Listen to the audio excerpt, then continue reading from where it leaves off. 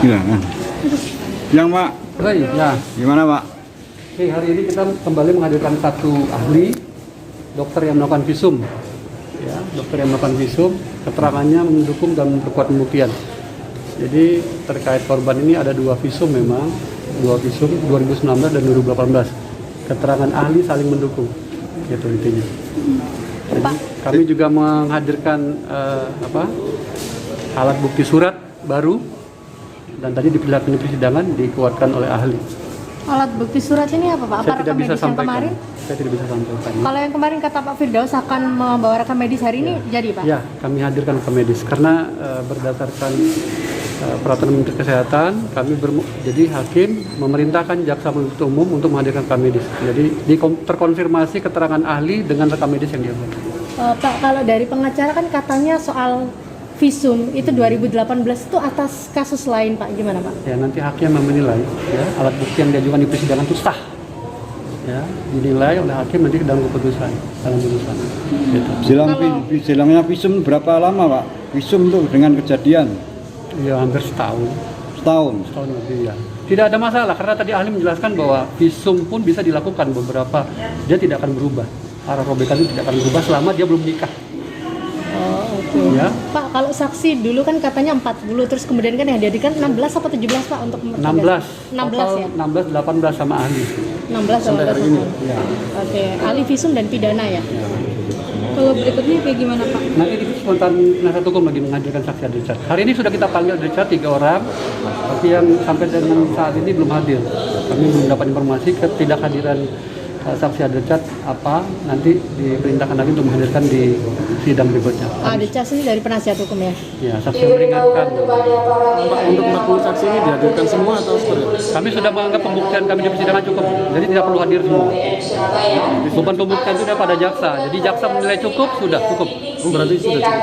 Kenapa? Sampai saat ini sudah dinilai Sudah. cukup. Sudah. Kalau yang katanya 6 saksi yang akan dihadirkan tuh setelah Itu ini? kepentingan penasihat hukum, silakan. Tadi ditegaskan, kalau memang nanti penasihat hukum menganggap itu meringankan dan meringankan terdakwa, silakan hadirkan. Silakan hadirkan. Tidak ada kewajiban kami dari pemerintahan. Agenda berikutnya Kamis, Jumat, hari Cap. Tadi dari penasihat hukum bilang 15 mau dihadirkan. Maka silakan ini waktunya penasihat hukum untuk mementahkan apa-apa yang kami lakukan. Korban ini dengan perlindungan anak apa kaitannya Pak? Apa?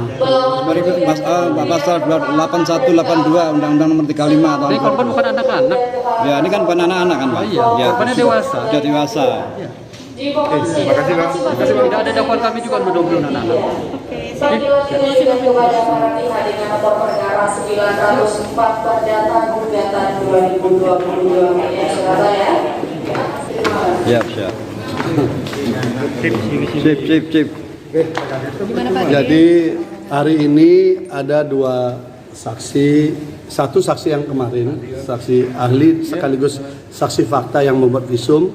Jadi dua-duanya ini adalah yang membuat visum. Jadi yang satu membuat visum tahun 2018, yang satu membuat visum 2019. Dari keterangan saksi yang kemarin yang sekarang datang lagi, yang visum 2019 membawa bukti rekam medis yang sudah diambil oleh kejaksaan. Nah, di dalam rekam medis itu terlihat catatan-catatan dan sebagainya yang membuktikan bahwa seakan isinya benar, kira-kira begitulah. Karena kan ada koreksi tuh, yang 2019 kan ada dua visum, itu yang bukaan robekan ke angka 13 dan 69 sampai dasar itu. Nah, ternyata dari situ kemudian ada juga foto organ intim daripada korban. Nah, menjadi perdebatan kita adalah karena saksi korban waktu bersaksi kami tanya itu tidak pernah difoto, ya. Tetapi saksi ahli tadi mengatakan bahwa sudah izin untuk foto, itu satu. Tapi biarkan nanti itu menjadi catatan karena kan rekaman saksi korban kan ada. Kemudian yang kedua, bagaimana kita menentukan produk foto itu memang betul milik yang bersangkutan. Saya minta filenya, karena itu hanya printan aja. Langsung dikatakan filenya dihapus. Saya bilang ini ada nomor HP-nya Samsung S10. Saya minta udah HP-nya saja. Kita akan datangkan ahli digital forensik untuk membuka data itu benar nggak. Foto itu diambil di waktu yang sama dengan waktu di visum. dia katakan hilang. Jadi susah kita mengejar alasan lupa dan hilang. Dihapus, pertama lupa, dihapus, hilang. Nah, ini membuat kita kesulitan untuk membuat memverifikasi apakah validitas rekam medik ini memang baru dibuat atau memang sudah lama ya. Kemudian foto yang organ intim itu apakah milik yang bersangkutan atau milik orang lain atau memang diambil pada saat itu atau setelah itu. Yang pasti saksi korban di depan persidangan mengatakan tidak pernah diambil fotonya. Itu saya sudah tanya lebih awal sebelum saksi ini akan hadir. Berarti jadi itu sinkron, Bang, ya? Itu tidak ada sinkron antara korban dengan keterangan. Ya, artinya tidak sinkron dia. Nah, tapi apapun itu kita hargai sebagai sebuah bukti. Nah, saksi yang kedua ini validitas soal visum tahun 2018. Saya tanya, bagaimana SOP untuk membuat visum? Pertama harus ada korban yang melapor ke polisi. Kemudian polisi membuat surat dan sebagainya. Nah, korban ini kan melapor 2019. Oktober 2019. Visumnya itu Agustus 2018. Jadi setahun lebih awal visumnya dibandingkan korbannya melapor. Jadi ini menjadi perdebatan ini. Tapi alasannya karena polisi yang membawakan itu. Jadi dokter oke lah. Dokter tidak ngerti secara teknis laporan polisi. Tetapi secara pro justisia bahwa korban itu adalah baru divisum setelah dia melapor. Karena rujukannya kan ada pro justisia. Nah, tetapi ini setahun sebelum itu. Gitu. Jadi ini yang kita temukan.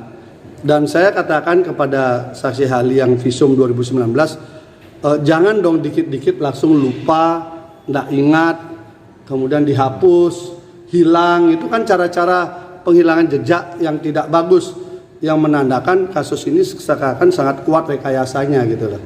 Saya kira itu yang bisa saya dapatkan untuk kita dapatkan tadi di sidang. Dalam perspektif yang berbeda ya. Mungkin JPU karena kemarin visumnya dianggap lemah, sekarang ada rekam medik dianggap lebih kuat kan begitu. Tapi rekam mediknya ini pun kita kan tidak tahu kapan ditulis. Orang yang bikin dia ini ketika kita konfirmasi silangkan, yang paling gampang kita silangkan kan foto. Foto organ intim itu karena dia pakai HP. Berarti kita bisa lacak jejaknya kan. Ketika kita mau lacak jejaknya, dia bilang filenya udah kami hapus. Oke, hapus oke lah. Oke, kalau itu HP-nya bawa sini, bawa ke sidang. Kita akan datangkan ahli digital forensik.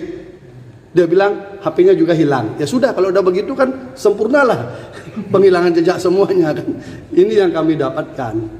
Gitu. Sampai Dan standarisasi, saya tanya standarisasi visum itu memang harus dengan foto. Itu tidak ada. Itu inisiatif daripada masing-masing. Bang, menurut penilaian jenengan berarti lemah ya pembuktian dari beberapa. Nah, silahkan dinilai ya. Artinya visum itu kan alat bukti surat ya.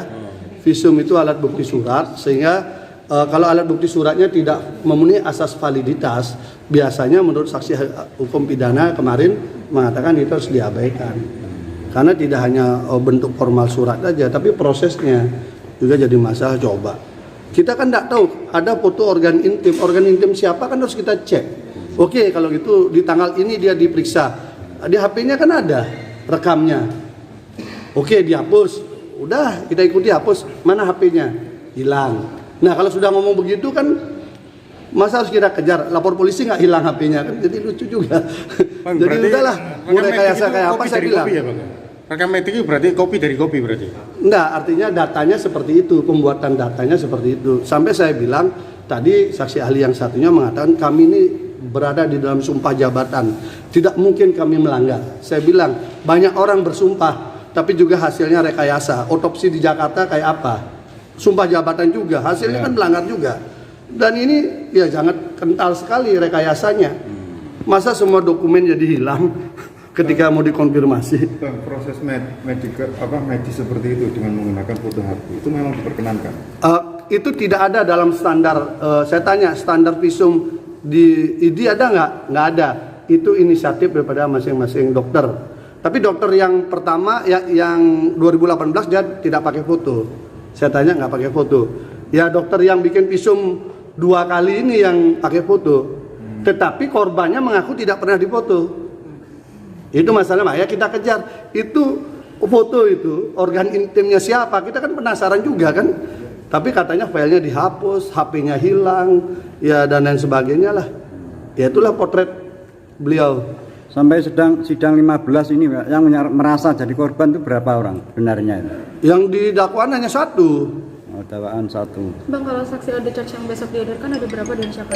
Itu ada 6 sebenarnya. Ada 6, tetapi tadi JPU mengatakan sudah dipanggil, tidak datang. Tapi kita lihat juga, tanya manggil lewat apa? Lewat pos. Manggilnya lewat pos. Ya, kita benar enggaknya kan kita belum tahu. Agak ogah-ogahan juga JPU manggil. Katanya yang dihadirkan dari kuasa. Dari dalam dakwaan. Jadi di dalam BAP itu sudah diperiksa oleh polisi. Nah, mereka ini ada namanya disebutkan di dalam dakwaan. Nah, itu yang kita kejar. Ini nama orang disebutkan di dalam dakwaan dalam sebuah rangkaian peristiwa yang melahirkan peristiwa pidana.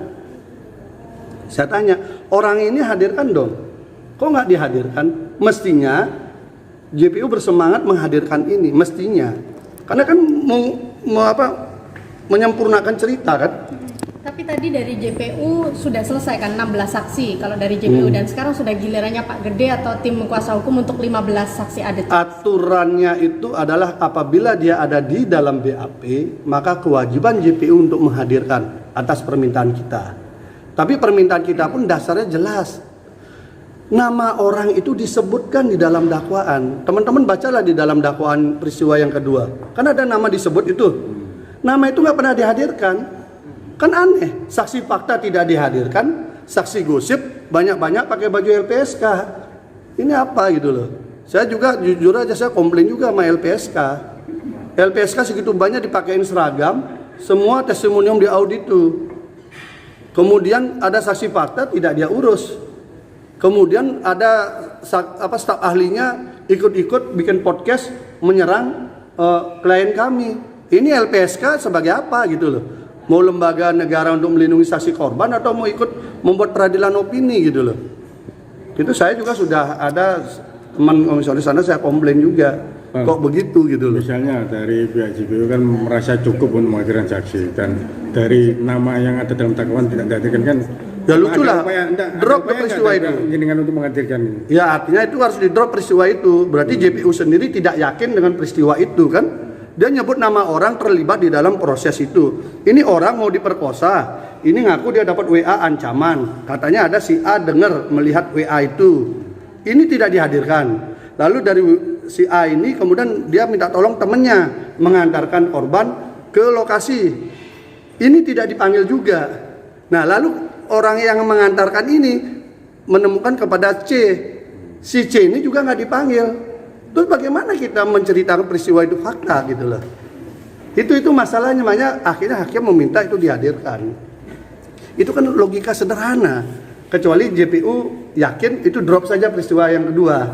Kalau JPU mendrop peristiwa kedua kami nggak perlukan itu. Tapi karena JPU mengotot bahwa peristiwa itu ada, hadirkan dong orangnya. Masa orang yang terlibat itu dia tidak dihadirkan, lalu orang yang mendengar cerita-cerita itu, yang istilah modernnya saksi gosip itu dihadirkan, kan lucu. Berarti Itu aja sih. Kamis nanti ada charge dari terdakwa Yang ada di dalam BAP. Oh berarti Bukan yang kami hadirkan. Kami mungkin Senin baru menghadirkan saksi yang dari kami. Berapa jumlahnya? Iya, berapa? Kami mungkin bisa 15-20 orang. Tapi lebih cepat lah. Karena kan menceritakan pengalaman peristiwa itu yang tahu-tahu peristiwa itu. Iya Bang, dari 15 itu juga mungkin 15-20 orang.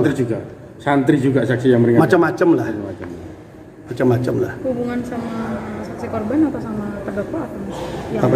15 sampai 20? Oh nanti kan kita hadirkan, nanti kita tahulah. Yang penting menceritakan peristiwa itu, menjawab peristiwa dakwaan. Jadi gini loh, ini kalau kita bicara kasus di sini itu dakwaannya apa? Kan ada kronologis tuh. Nah kronologis itu fakta atau enggak? Kan itu aja sebenarnya. Kalau dia fakta maka dia bisa didakwakan. Tapi kalau itu bukan fakta berarti kan di downgrade dong. Masa orang dihukum karena peristiwa yang tidak ada gitu misalnya kan? Kan lucu kan? Makanya kita ngotot ini dalam rangka membuka fakta sebenarnya. Orang mungkin JPU tidak mau menghadirkan, kami hanya bertanya, Kalau memang nggak mau menghadirkan, kenapa namanya disebut dalam dakwaan? Kenapa dia punya peran di dalam proses akhirnya ada persetubuhan? Kan begitu. Ini kok nggak ada, kok nggak mau dihadirkan? Ada apa? Itu aja sebenarnya. Sederhana kan? Ya, terima kasih. Ya, makasih.